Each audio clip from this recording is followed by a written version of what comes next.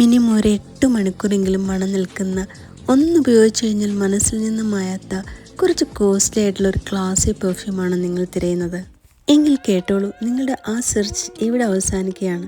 Personally പറയുകയാണെങ്കിൽ ഞാൻ ക്ലോയുടെ എല്ലാ പെർഫ്യൂമുകളും ട്രൈ ചെയ്തിട്ടുണ്ട് കേട്ടോ. നോമേഡ് ആയാലും ലവ് സ്റ്റോറി ആയാലും എല്ലാം ഒന്നിനൊന്നിനും മെച്ചമാണ്. പക്ഷേ എന്നെ എപ്പോഴും അഡിക്റ്റഡ് ആക്കിയിട്ടുള്ള ഒരേ ഒരു മാജിക് അത് ക്ലോയ് സിഗ്നേച്ചർ തന്നെയാണ്. സിഗ്നേച്ചർ എന്ന് പറയുമ്പോൾ ഇത് പക്ക ഒരു റോയൽ റോസ് മാജിക്കാണ്. ഫ്രഷ് റോസാപ്പൂവിൻ്റെയും ദേവദാരുവിൻ്റെയും കൂടി മണം കൂടിച്ചേരുന്ന ഒരു സുഗന്ധമാണ് കേട്ടോ. നിങ്ങളൊരു സ്ട്രോങ് വൈബാണ് ആഗ്രഹിക്കുന്നത്, തീർച്ചയായിട്ടും നോമാഡാണ് ബെസ്റ്റ് കേട്ടോ. ഇത് പൂവിൻ്റെയും മണ്ണിൻ്റെയും മരത്തിൻ്റെയും അങ്ങനെ ഒരു നാച്ചുറൽ സ്മെല്ലാണ് ഇതിന്. പിന്നെയുള്ളത് ലവ് സ്റ്റോറി.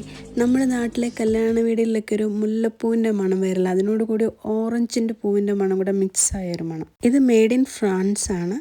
ഇതിനൊരു 50 ml കുപ്പിക്ക് ഏകദേശം ഇന്ത്യൻ മണി അനുസരിച്ച് 8500 തൊട്ട് 12500 രൂപ വില വരുന്നുണ്ട്. മറ്റൊന്ന് ക്ലോയി നാച്ചുറലാണ് കേട്ടോ. ഓർഗാനിക് റോസിൻ്റെ ചന്ദനത്തിൻ്റെ ഒരു സുഗന്ധമാണ് ഇതിന്. അപ്പോൾ ഇതൊക്കെയാണ് ക്ലോയുടെ ഏറ്റവും പോപ്പുലറായ മിക്കവരും ഉപയോഗിക്കുന്ന 4 മെയിൻ വേരിയൻറ്റുകൾ.